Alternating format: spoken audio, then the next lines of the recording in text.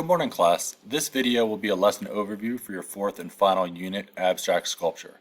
We're going to go over the learning goals, the essential question, the vocab, how you're going to be assessed, and the materials as always. So first we'll start with your learning goals. You're first going to identify and examine the characteristics and types of sculpture. You will then develop an understanding of how abstract art is inspired by the world around you, whether you're inspired by culture, the environment, life experiences, or other.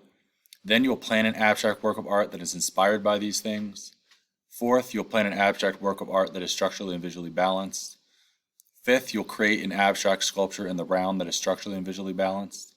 Sixth, you'll collaborate with classmates by sharing and interpreting one another's works and refining your artwork based on your feedback. And then the last goal is to develop an artwork by selecting tools that is appropriate for the chosen materials. For your essential question, we're going to be discussing how do artists collaborate to further the creative process.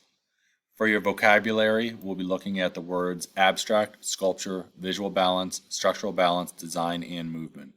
For your summative assessment, you will create an abstract sculpture that's inspired by the world around you that is both structurally and visually balanced.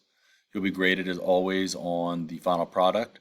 For your actual project, your learning log, and your entrance ticket.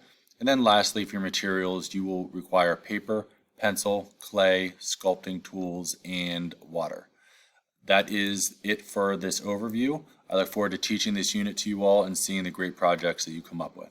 All right, I'll see everyone in class. Bye, everyone.